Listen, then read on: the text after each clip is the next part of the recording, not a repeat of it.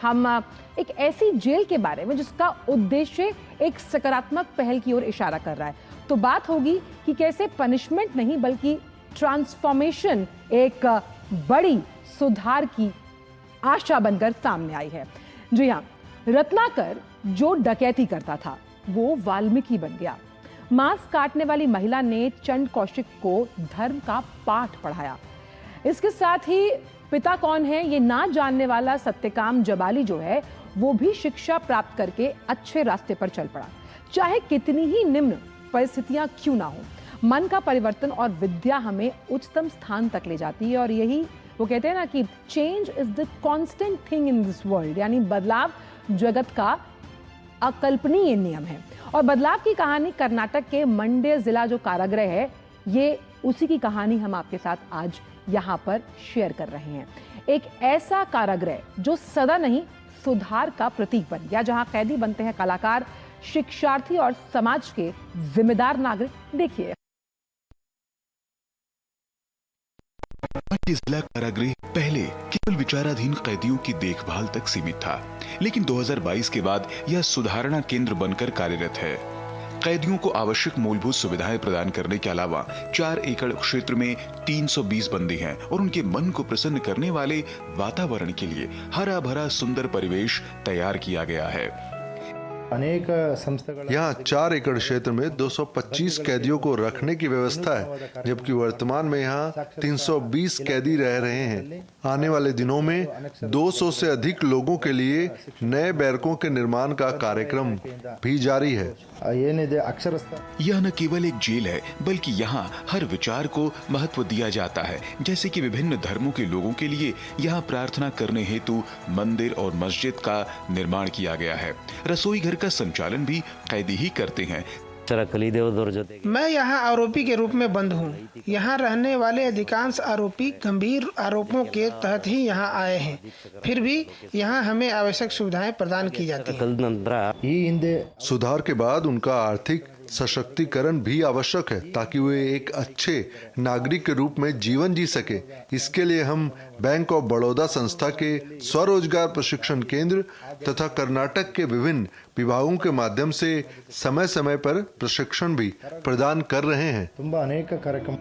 यहाँ के पुलिस अधिकारी न केवल अनुशासन बनाए रखते हैं, बल्कि कैदियों को शिक्षा और संस्कार भी प्रदान करते हैं। मानसिक अवसाद में फंसे कैदियों को उचित उपचार और परामर्श भी यहीं मिलता है। एकाग्रता और सकारात्मक सोच के लिए योग शिक्षिका के नेतृत्व में योग, ध्यान तथा ब्रह्म कुमारीज की ओर से आध्यात्मिक प्रशिक्षण प्रतिदिन अनिवार्य है।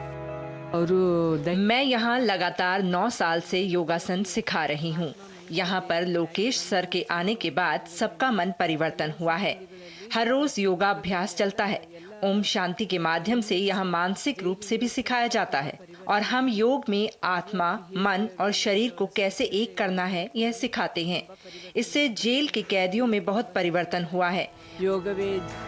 साक्षरता कार्यक्रम के तहत मंडी जिले के सक्करनाडु कारागृह में कैदियों को शिक्षा की सुविधा दी गई। इस प्रकार कुल 40 कैदियों में से 37 पुरुष और 3 महिलाएं साक्षरता परीक्षा दे चुकी हैं। ज्ञान अर्जन के लिए 23,000 पुस्तकों से युक्त पुस्तकालय यहाँ उपलब्ध हैं। हमें पढ़ना लिखना नहीं आता था। यहाँ आने के बाद मास्टर्स ने हमें स्कूल आने के लिए कहा और हम यहाँ से जुड़ गए। अब मैं बहुत किताबें पढ़ता हूँ। सभी को अक्षर सिखाकर उन्हें शिक्षित बनाना और लाइब्रेरी में जो भी किताबें होती हैं उन्हें पढ़ने की आदत डालना तथा साप्ताहिक और मासिक पत्रिकाएं पढ़ने के लिए उन्हें प्रेरित करना एक चुनौती जैसा लगा। मैंने इस चुनौती को स्वीकार किया। केला, सब्जी खेती का प्रबंधन भी उनके हाथ में है। साथ ही सुंदर फूलों की मालाएं बनाना उन्हें आता है और सैकड़ों प्रकार की फूल मालाएं बाजार में भी भेजी जाती हैं। इसके साथ साथ यहाँ कर्नाटक के कैदियों के साथ अन्य राज्यों के कैदी भी रहते हैं। उन्हें यहाँ कन्नड़ भाषा भी सिखाई जाती है। यहाँ आने के बाद लोकेश सर ने हमारी बहुत अच्छे तरीके से देखभाल की। उन्होंने हमें स्कूल में दाखिला दिलवाया। इस स्कूल में दाखिला होने के बाद मैंने कहा, सर मुझे हिंदी बोलनी आती है लेकिन कन्नड़ नहीं आती। लगातार कोशिश करते करते हमने कन्नड़ सीख लिया। मंड्य कारागृह उत्तम तकनीक के उपयोग में भी अग्रणी है। मंड्य कारागृह राज्य में पहली बार बुलेट प्रूफ हाईटेक मुलाकात कक्ष राज्य का सर्वश्रेष्ठ कारागृह पुरस्कार प्राप्त किया है। Mobile signal jammer, solar light, CCTV निगरानी के साथ निर्धारित समय के लिए जेल में ही वॉइस रिकॉर्डिंग लैंडलाइन फोन भी उपलब्ध है। मंड्य कारागृह यह साबित करता है कि जेल जीवन अंत नहीं है। विचाराधीन कैदियों को यहाँ से ही पुनर्जीवन कैसे करें, इसका पाठ पढ़ाकर समाज के लिए बोझ न बने, ऐसे जीवन जीने की प्रेरणा देता है। तो ये है मंड्या कारागृह की एक अनसुनी कहानी। और आइए आपको बताते हैं कि आखिरकार कैसे शिक्षा एक युगांतकारी बदलाव लेकर आ रही है जेल में बंद अपराधियों के लिए। तो ये क्या उद्देश्य के साथ शुरू की गई, आपको बताते हैं। तो सबसे पहला उद्देश्य ये कि कैसे एक कैदी जो है वो शिक्षित बने, साक्षर बने, क्योंकि आपकी साक्षरता ही आपको एक सम्मानजनक पहचान दिलाती है। और वहीं जब हम रिहैबिलिटेशन की बात करते हैं, यानी कि पुनर्वास की, ये उसको लेकर भी एक बहुत पॉजिटिव पहल है। और 40 कैदियों को यहाँ साक्षरता के लिहाज से कहीं ना कहीं एक ऐसी ज्योति मिल रही है जो आने वाले समय में रोशनी बिखेरेगी। और इसी पर ज़्यादा जानकारी के साथ ज्योति हमारे साथ मंड्या कर्नाटक से ही जुड़ गए हैं। ज्योति, किस तरह से ये कारागृह जो है एक युगांतकारी उस सकारात्मक बदलाव की इबारत लिखता हुआ नजर आ रहा है, जिसके अगर हम उदाहरण देखें तो कई और जेलों में भी इस तरह के मॉडल स्थापित किए जा सकते हैं। आचल जी, जैसे मंड्या की जिला कारागृह एक अद्भुत उदाहरण है। जैसे हमने टाइटल दिए, एक सुधारण केंद्र है, यहाँ पे पनिशमेंट नहीं है, ट्रांसफॉर्मेशन करते हैं। वैसे एक अद्भुत उदाहरण है। यहाँ पे जो भी कैदी आते हैं, जो जुर्म कर आते हैं, लेकिन यहाँ से जाने के बाद एक अत्युत्तम वहां पे नागरिक जाकर वो वहां से रिलीज हो जाते हैं। जैसे हमने देखा विजुअल्स में, यहाँ पे ना ही केवल अंडर वन रूप में सब कुछ है। यहाँ पे साक्षरता के लिए, शिक्षा देने के लिए यहाँ पे शिक्षा देते हैं, शिक्षक आते हैं। उसके साथ साथ किताबें, लाइब्रेरी भी है।